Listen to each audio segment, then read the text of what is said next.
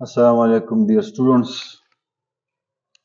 पिछले लेक्चर में हमने क्वांटम नंबर्स के बारे में बताया था और आज उसी क्वांटम नंबर्स से रिलेटेड कुछ मल्टीपल चॉइस क्वेश्चंस हम आपको सिखाने जा रहे हैं। पहला क्वेश्चन है what are the values of n and l। What is n? This is principal quantum number and what is l? This is mutual quantum number. So what is the value of n and l for the last electron of chlorine atom? तो chlorine का हम electronic configuration लिखते हैं। Chlorine के 17 electrons होते हैं। इसकी electronic configuration है 1:2, 2:2, 2p6, 3:2 एंड 3p5। तो जो लास्ट इलेक्ट्रॉन्स है क्लोरीन के वो 3p में पड़े हैं। तो 3 में जो आपको ये 3 नजर आ रहा है, this is the principal quantum number 3 and azimuthal quantum number is equal to 1। क्योंकि p है, जैसे कि आपको पता है कि l की वैल्यू 0 होती है s सब शेल के लिए, l की वैल्यू 1 होती है p सब शेल के लिए, l की वैल्यू 2 होती है d के लिए और l की वैल्यू 3 होती है f के लिए। तो अब l की वैल्यू क्योंकि p ऑर्बिटल है p, तो l की वैल्यू आपके पास है 1। So n is equal to 3 and l is equal to 1. So this is the correct option. N is equal to 3 and l is equal to 1. इसी तरह दूसरा सवाल है, दूसरा क्वेश्चन देख लें। दूसरा सवाल, which of the following sets of quantum numbers are not possible? यानी यहाँ पर आपको 4 ऑप्शंस दिए गए हैं। हर ऑप्शन में 3 क्वांटम नंबर्स है। n की वैल्यू है, l की वैल्यू है और मैग्नेटिक क्वांटम नंबर की वैल्यू है। तो कौन सा ऐसा सेट है जो कि पॉसिबल नहीं है? इसमें अगर आप देखें n की वैल्यू अगर 3 हो तो l की वैल्यू 3 नहीं हो सकती। इसको देखें, n की वैल्यू अगर 3 हो, ये मैंने उस पिछले लेक्चर में आपको बताया था कि n की वैल्यू अगर 3 हो तो l की वैल्यू 0 हो सकती है, 1 हो सकती है और 2 हो सकती है। या यूं कह ले कि l is equal to n-1 हो सकती है। l is equal to n, n की वैल्यू 3, n-1, तो l 2 से ऊपर नहीं हो सकता। और इधर इन्होंने दिया है l इज इक्वल टू 3, तो दिस इज नॉट पॉसिबल। ठीक है, इसी तरह हम तीसरे क्वेश्चन की तरफ जाते हैं। This is third question. ठीक है, इसमें क्या है, all quantum numbers are obtained from solution of Schrodinger equation except. तो ये तो एक आम सा सवाल है, कई बार पूछा जाता है कि वो कौन सा क्वांटम नंबर है जिसको हम श्रोडिंगर वेव इक्वेशन से डिराइव नहीं कर सकते। तो ये बस आप याद रखें कि स्पिन क्वांटम नंबर को हम डिराइव नहीं कर सकते, बाकी तीनों को डिराइव किया जा सकता है। नेक्स्ट हमारे पास सवाल है, how many different values can m assume in the electron subshell designated by quantum number n is equal to 5 and l is equal to 4? तो m की वैल्यूज कितने तक हो सकता है? ठीक है, तो अब जब n इज इक्वल टू 5 है और l इज इक्वल टू 4 है, देखिए l 0 हो तो s सब शेल रिप्रेजेंट करता है, l 1 हो तो p, l अगर 2 हो तो d, l अगर 3 हो तो f और l अगर 4 हो तो g सब शेल को रिप्रेजेंट करता है। तो इधर हमारे पास जो सब शेल है वो है g सब शेल।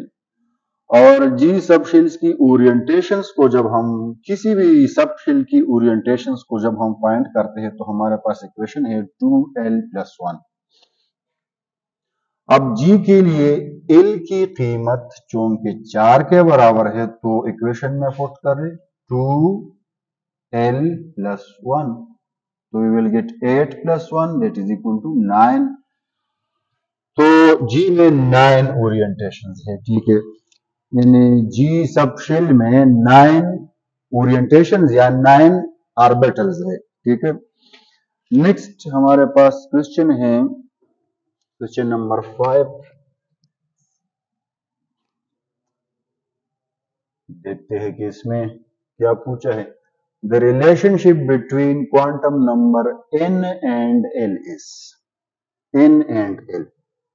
तो दोनों के दरमियान रिलेशनशिप क्या है? l is equal to n minus 1। तो ये रिलेशनशिप है दोनों के बीच कि अगर n की वैल्यू फॉर एग्जांपल n की वैल्यू 3 हो तो l की वैल्यू 2 तक हो सकती है।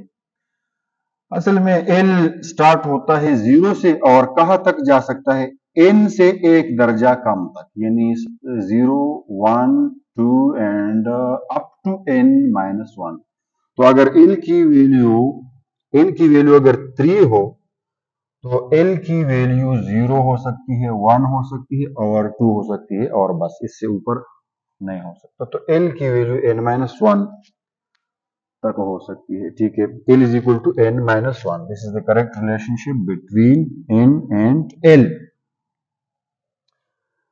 नेक्स्ट हमारे पास क्वेश्चन है, क्वेश्चन नंबर 6 है, quantum number value for 2p orbital is. अब देखिए 2p ऑर्बिटल है, तो यहां पर जो 2 लिखा हुआ है this is principal quantum number, n is equal to 2। और चूंकि p है तो p के लिए l की वैल्यू 1 होती है। ठीक है, तो 2 and 1, n is equal to 2 and l is equal to 1। This is the correct option. Next सवाल है, which of the following has highest energy. तो एनर्जी को के लिए रूल है n plus L rule, n plus l rule. Orbital having high n plus l, orbital having a higher n plus l value has higher energy। ये rule है, जिसकी n plus l value ज्यादा हो तो उसकी energy high होगी। तो हम कैलकुलेट करते हैं, 3 इसके लिए n इज इक्वल टू 3 और s इज इक्वल टू 0, तो n plus l is equal to 3। 2d है, तो वैसे तो आप कैलकुलेट कर सकते हैं कि n इज इक्वल टू 2 और इसके लिए l की वैल्यू भी 2 है तो 4 आता है, लेकिन 2d is not possible. There is no 2d, this orbital is not possible. ठीक है, क्योंकि सेकंड शेल में कोई d नहीं है, तो इसको वैसे दिया गया है, यानी आप इस बुके में ना पढ़े। ठीक है, नेक्स्ट है ऑप्शन सी। तो n इज इक्वल टू 2, क्योंकि जो कोफिशिएंट है वो प्रिंसिपल क्वांटम नंबर है, और l इज इक्वल टू 1, तो the sum is equal to 3। तो अब इन दोनों का सेम आ रहा है, इसका भी n प्लस एल 3 है और यहां पर भी n प्लस एल 3 है। तो फिर जब दोनों सेम हो तो फिर रूल ये है कि जिसकी n हाई हो तो उसकी एनर्जी हाई होगी।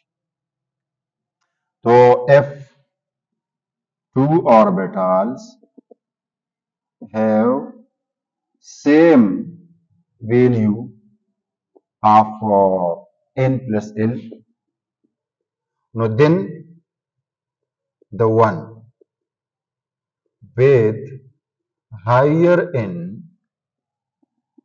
value is higher energy। n plus L दोनों का सेम आ रहा है तो फंस जाते हैं हम। तो फिर आपने n को देखना है, सिर्फ n को। यहां पर n देके 3 है, यहां पर n देके 2 है, तो इसकी एनर्जी हाई है। ठीक है, 2s में तो n इज इक्वल टू 2 और l इज इक्वल टू 0 है, तो ये तो n प्लस एल ही कम है, तो इन दोनों में हाई एनर्जी। तो this is the correct option 3s। ठीक है, नेक्स्ट हमारे पास सवाल है, how many orbitals are there in n शेल। How many orbitals are there in कौन से शेल?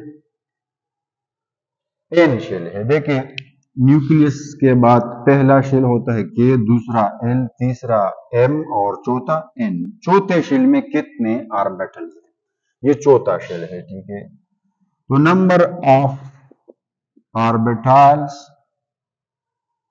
इन अ शेल, इसके लिए कौन सा इक्वेशन है? नंबर ऑफ ऑर्बिटल्स को हम कैसे फाइंड करते हैं?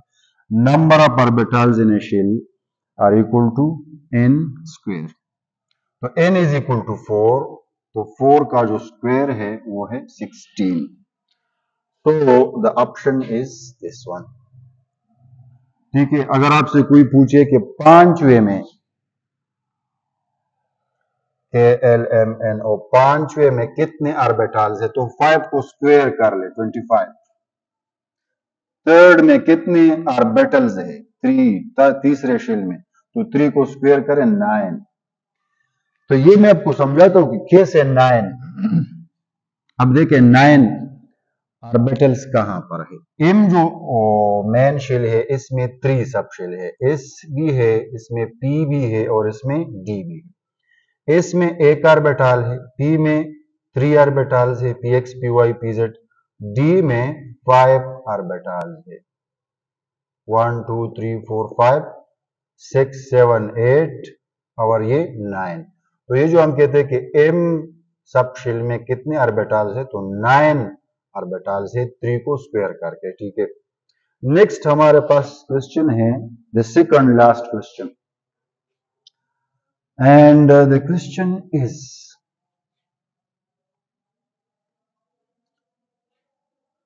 Number of electrons in a sub shell are calculated by the formula. अच्छा ये देखिए, शेल में तो जब आप इलेक्ट्रॉन्स कैलकुलेट करते हैं, number of electrons in a shell जब आप करते हैं, तो उसके लिए तो फॉर्मूला है 2n स्क्वायर, सबको याद है। फॉर एग्जांपल अगर कोई पूछे कि भाई तीसरे शेल में कितने इलेक्ट्रॉन्स है, तो 2n square, 2n square 2 into 9 यानी 18। लेकिन यहां पर सवाल है कि number of electrons in a sub shell. तो सब शेल में अगर आप नंबर ऑफ इलेक्ट्रॉन्स फाइंड करना चाहते हैं, electrons in a sub shell, तो इसके लिए इक्वेशन है 2 into 2l plus 1, 2 into 2l plus 1, ठीक है। मिसाल के तौर पर फॉर एग्जांपल आप सबको पता है कि डी सब शेल में 10 इलेक्ट्रॉन्स होते हैं, ठीक है। तो फॉर्मूले के थ्रू आप इसको कैसे कैलकुलेट करेंगे? तो number of electrons in D sub shell is equal to 2 into 2l plus 1। 2 तो कांस्टेंट है, ये ब्रैकेट के अंदर वाला 2 भी कांस्टेंट है। एल की कीमत क्या है? डी के लिए एल की कीमत 2 के बराबर होती है, तो 2 plus 1, तो this is 2 into 2 by 2 is equal to 4 plus 1 and 2 multiply 5 बन गया और 10 आपका बन, ठीक है। तो किसी भी सब शेल में आप इलेक्ट्रॉन्स कैलकुलेट करना चाहते हैं, तो this is the equation 2 into 2l plus 1। Last question is which of the following orbitals is represented by n is equal to 3 and l is equal to 2। यानी ये जो 4 ऑप्शंस दिए गए हैं, इनमें से कौन सा वो है जिसकी n की कीमत 3 हो। n की कीमत तो सबकी 3 है, ठीक है, और l की कीमत 2 हो।